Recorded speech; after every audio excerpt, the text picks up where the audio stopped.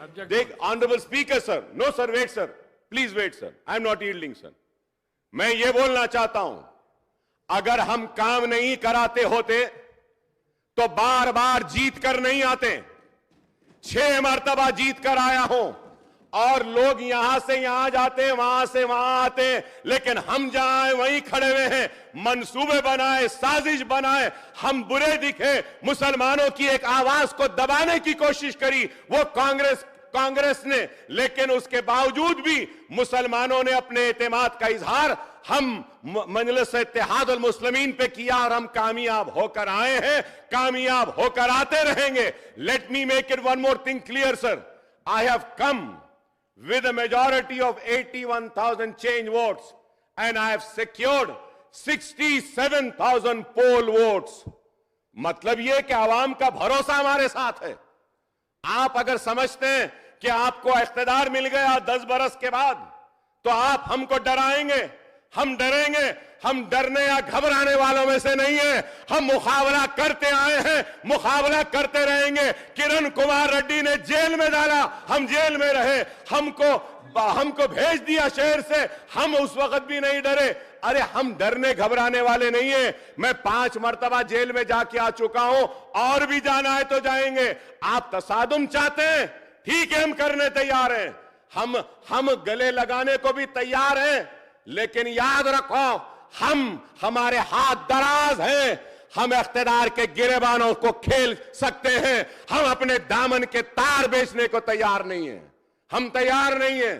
अगर आप समझ रहे हैं कि इख्तिदार है तो हम डर जाएंगे और उठकर हमको डिस्टर्ब करेंगे, नहीं। मुसलमानों की आवाज तेलंगाना में थी, है और रहेगी। इस आवाज को कोई नहीं दबा सकता। यह आवाज पूरे आब वो ताप के साथ थी और आब वो ताप के साथ ही रहेगी।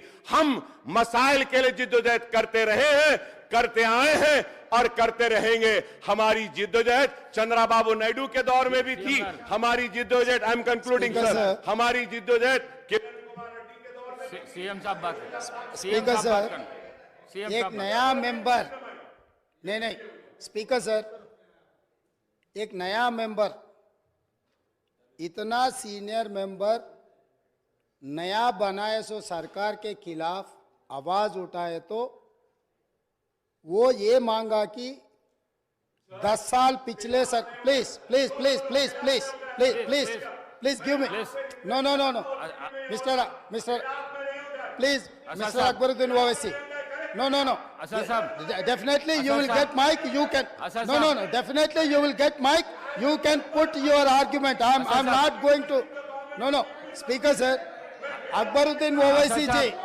जितने बार बोले, जितने मिनट बोले, हम कुछ नहीं कहा, मगर ये कोई तरीका नहीं है। स्पीकर सर,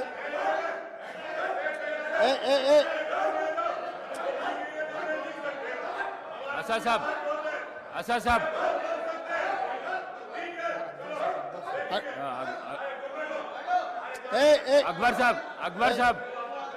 अकबर साहब, स्पीकर सर, बैठिए, आपको माइक देता हूं। स्पीकर सर, बैठिए।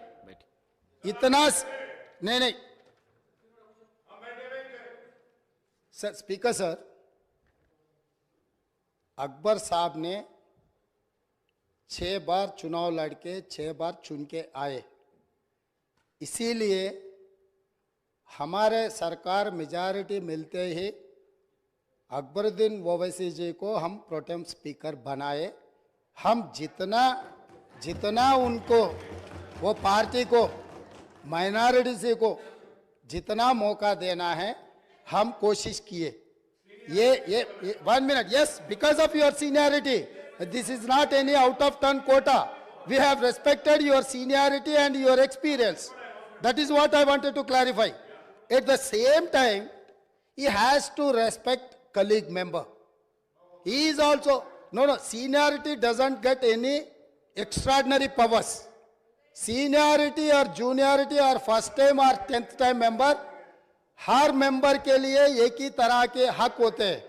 आपके अध्यक्ष में जितने भी 119 मेंबर्स है, हर मेंबर के लिए एक ही तरीका का यहाँ पर मौका मिलना चाहिए, एक्सप्रेस करने के लिए मौका देना चाहिए। अगर कोई नया मेंबर कुछ मुद्दा उठाए तो सीनियर मेंबर सब्र करके उनको जवाब दिए तो ठीक रहेंगे, तब वो कुछ सीखने के भी एक मौका मिलेंगे। क्योंकि ये सभा में 57 न्यू मेंबर्स चुनाव लड़के जीत के आए। जैसा अकबरुद्दीन ओवैसी साहब को लोग चुने, डॉक्टर कवंपल्ली सत्यनारायण को भी लोग चुन के यहाँ भेजे। किसी को बेइज्जती करने से अपना इज्जत बढ़ता बोल के कोई समझे तो बहुत अफसोस की बात है। ये ऐसा चर्चा यहाँ पर हम लोग सब दोस्त है, कलीग मेंबर्स है, एक को दूसरे अगर हम इज्जत दिए तो ही लोगों के सामने अपना इज्जत बढ़ेंगे, अपना एक्सपीरियंस के लिए भी एक शोभा देंगे। और तीसरी बात speaker sir, I wanted to set right the records. जितने भी मेरे learner friend old city development के बारे में बहुत कुछ कहा, मैं अप्रिशिएट करता हूं, क्योंकि उनका रिकॉर्ड, उनका एक्सपीरियंस ये सभा में रखने के लिए उनको मौका मिले। आप माइक दिए, साहब ने ये मौका को अच्छा उनके डेवलपमेंट के बारे में बोले। मगर मैं एक बात बोलना चाहता हूं स्पीकर सर, ट्रांसमिशन लॉसेस जितना तरक्की किए वो सरकार में था, वो अलायंस पार्टनर है, वो सरकार से अलग नहीं है। बार बार यहीं से केसीआर साहब ने, वहां से हमारे मित्र अकबरुद्दीन ओवैसी साहब ने ये कहा, टीआरएस और एमआईएम का गठबंधन है, हम लोग साथ में रहेंगे, ये सरकार को मदद हम देंगे बोल के वहीं से अकबरुद्दीन ओवैसी साहब ने कहा। तो हम लोग उनको अलग नहीं देख रहे। वो और ये 10 साल तेलंगाना में सरकार चलाया, 10 साल सरकार चलाने के बाद भी आपके ही सरकार में अब जितने भी मुद्दे उठाए और वो डेवलपमेंट नहीं हुआ। आप जो बात हमारे सामने रखे, हम जरूर ओपन माइंड से, हम ओल्ड सिटी या न्यू सिटी को अलग अलग नहीं देखते। वो शहर हमारे है, 450 साल के शहर है, वो शहर का शान बढ़ाना हमारी जिम्मेदारी है। ओल्ड सिटी में जितना भी डेवलपमेंट के लिए अकबरुद्दीन ओवैसी एमआईएम पार्टी के नेता है, ये पूरा मुस्लिम का जिम्मेदारी ले वाला नहीं है, ये आम जनता हिंदूज भी उनको वोट डाले। जहां पर चंद्रायन गुट्टा में पूरा मुसलमान वोटों से चुन के आए क्या? ओल्ड सिटी में जितने भी 7 एमएलए जीत कर आए, हिंदू का कोई किसी का वोट नहीं मिला एमआईएम को। यह बात कहना चाहता है, यह बात तो ठीक नहीं, अफसोस की बात है। सब लोग आपको वोट देके आपको चुना के इधर भी जाए। आप बोल रहे मुसलमान के आवाज दबाने के लिए कोशिश कर रहे। भाई आपके मुसलमान के रिप्रेजेंटेटिव जैसा नहीं देख रहे।